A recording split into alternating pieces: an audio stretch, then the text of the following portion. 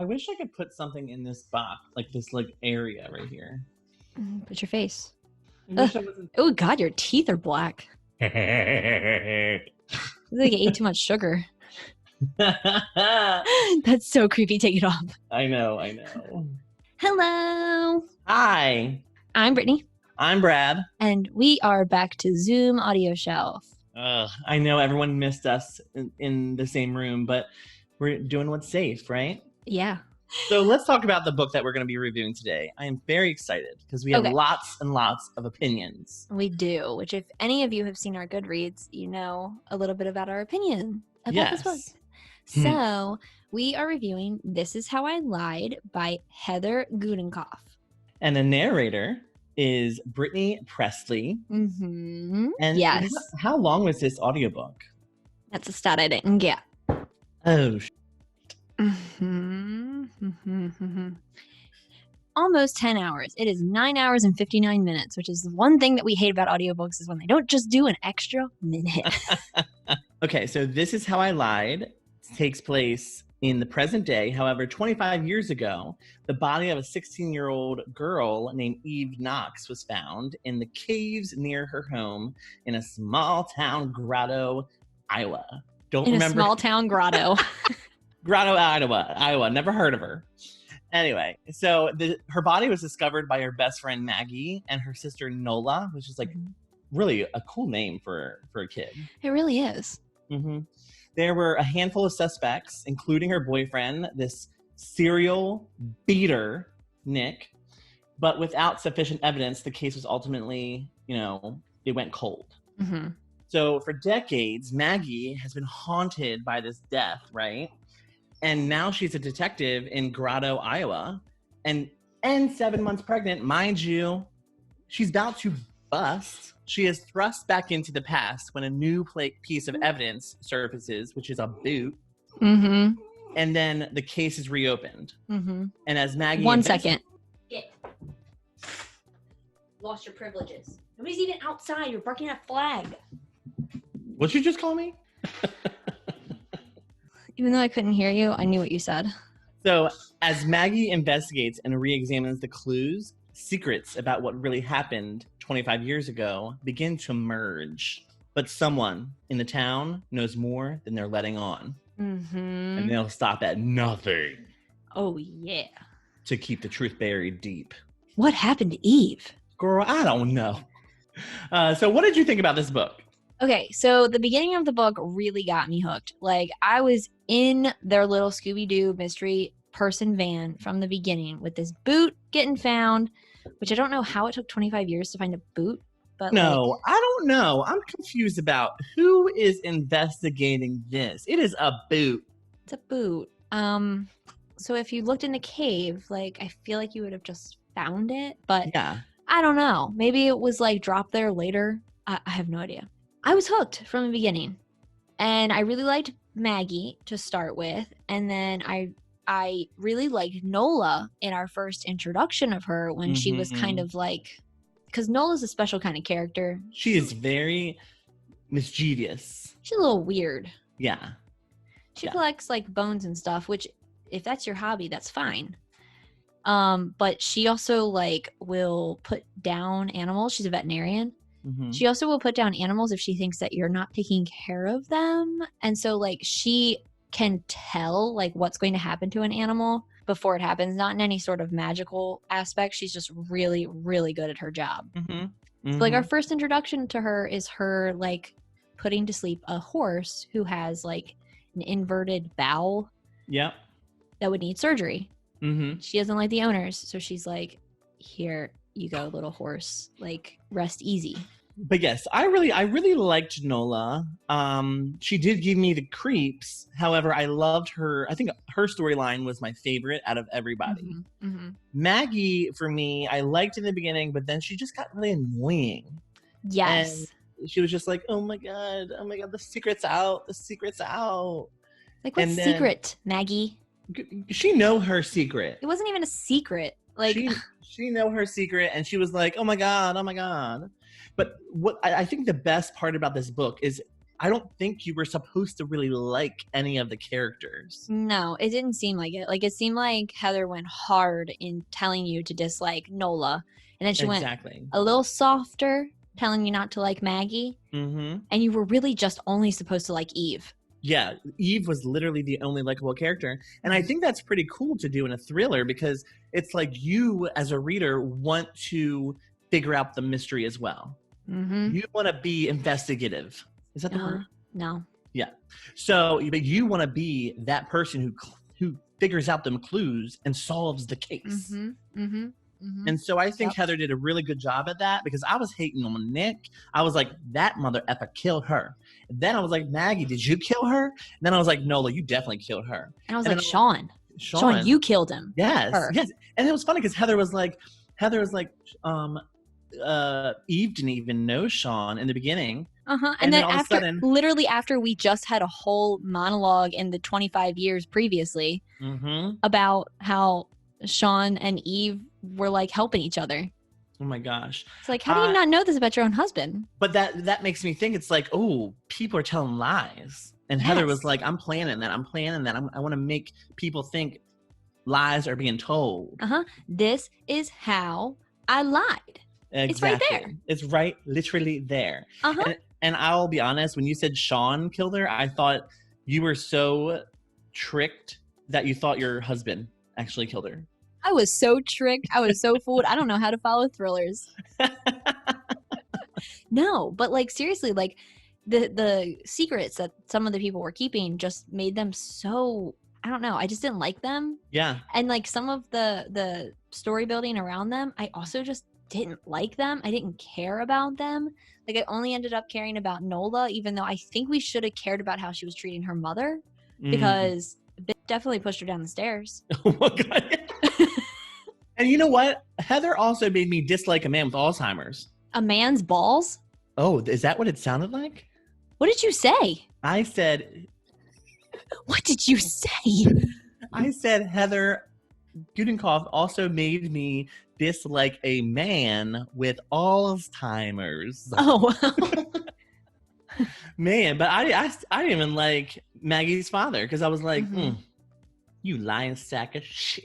Yeah, I was like, what are you doing? Like, I don't trust any of you. I don't know what is happening, but like, I don't like any of you but Eve. Whenever we jumped back to 25 years later, I was ecstatic because I knew we were going to get a lot of Eve and a lot of her voice. And Brittany's voice for Eve was just like so sweet and innocent. It just made you love her so much more. Yeah, I felt so bad for Eve because I knew what was going to happen. And I was just like, oh my God, Eve. Speaking of Brittany Presley. Yes. I think she did a wonderful job. Yes. Did you just hear that noise? I did. What was that? That was my throat. Frog? That was my throat. Ew. Let me take a drink. Okay. But Brittany did amazing. Yes. She really did. And I was like, oh, she made me love Eve. She made me scared to death of Nola. Oh my God. That voice. Oh, I hate it. Eventually, like in the book, like you start liking the character of Nola at the beginning. Like even though she's like Dr. Death, but for vets, you like her. But then the voice just like, it makes you not like her at a certain point. There's like a kind of Wicked Witch of the West kind of voice going on. It was like Wednesday Addams meeting Cher from Clueless. Like, you know what I'm saying? You got the voice. It was like Brittany Murphy's character in Clueless. It's like way harsh. But yeah, I think Brittany did a great job. I liked her voices for the men. She made me dislike Nick. She made me like, she was doing that whole like creepy old man or sad, just decrepit old man for the father. I think overall she did a wonderful job with all of the voices and the narration, and she put a lot of emotion and feeling into the audiobook, which I loved. Oh yeah, like hands down, it was like one of the best vocalizations, especially for a book that starts dragging in the middle.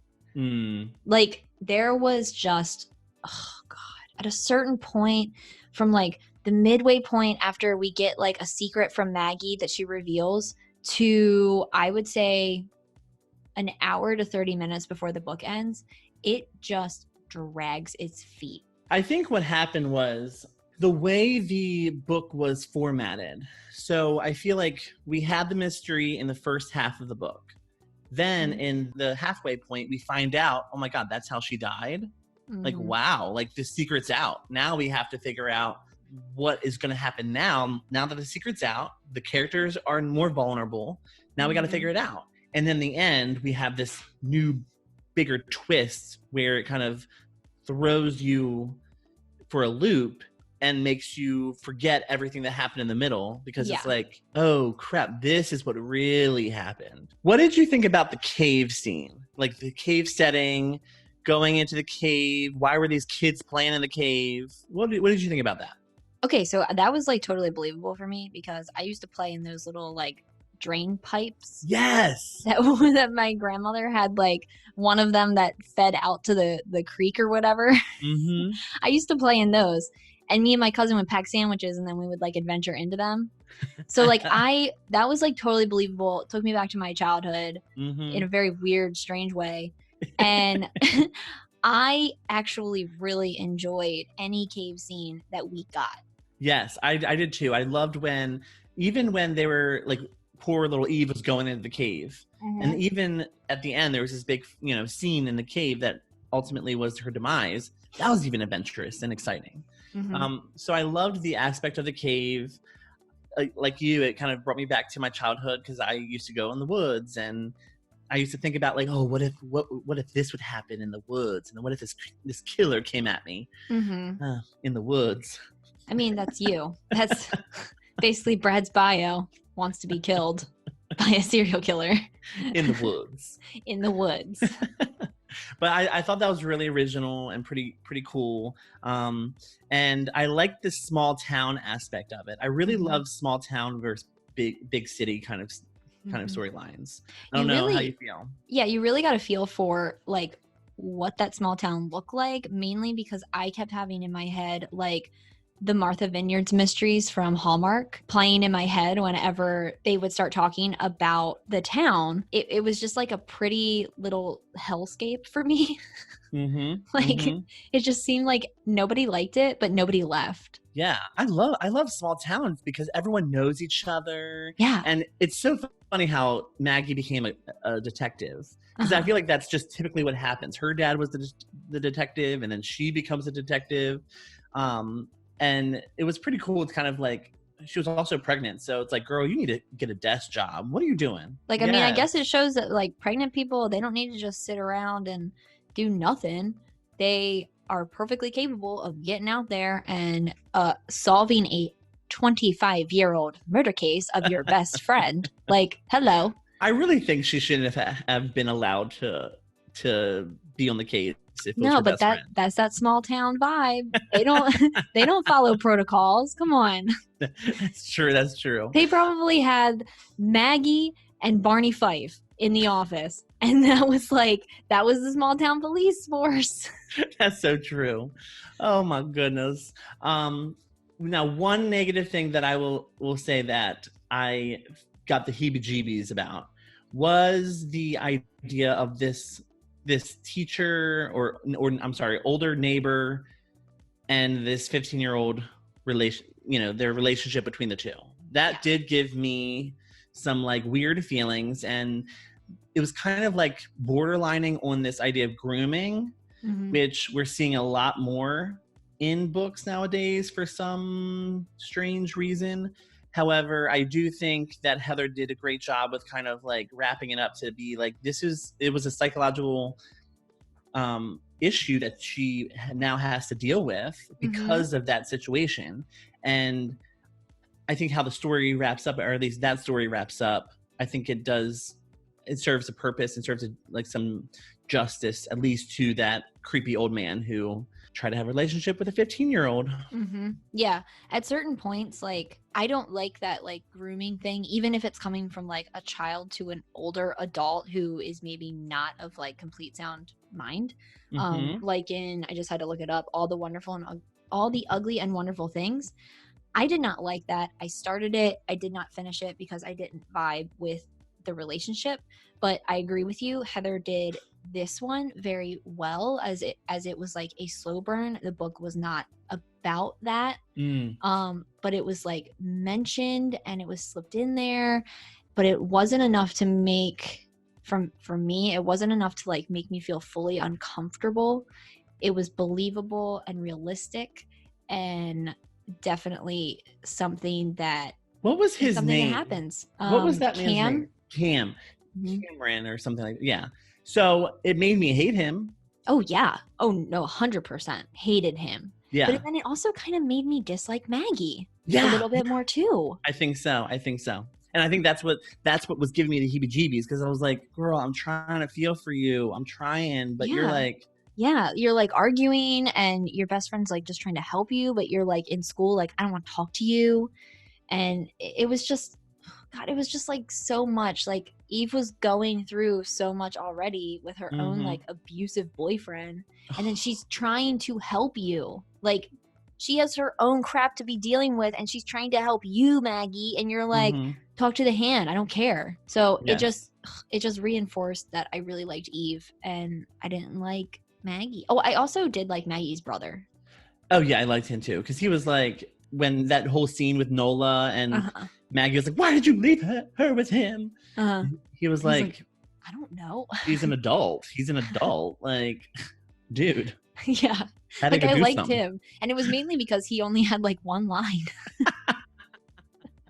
It was hard to dislike him. Yeah. So overall, I think I would probably shelf this book just because I liked the big twist at the end, and I kind of liked that format of like, even though it was slow in the middle, it kind of dragged on. I did like that whole like mystery. We solved the mystery, but wait, we really didn't. Now we're going to solve the mystery at the end. I kind of liked that format a little bit. However, it could have been maybe an hour or two, maybe. Yeah. Cut.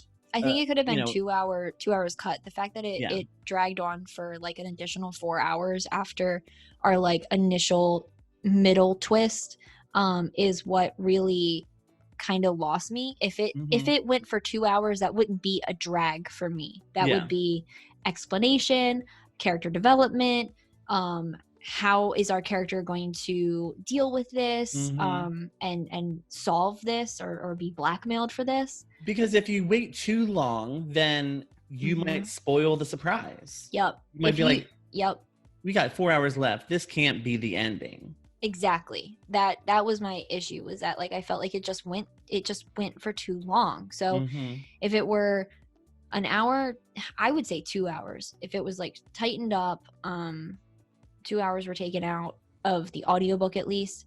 I feel like if you were reading this physically, those parts in the book you could just skim over.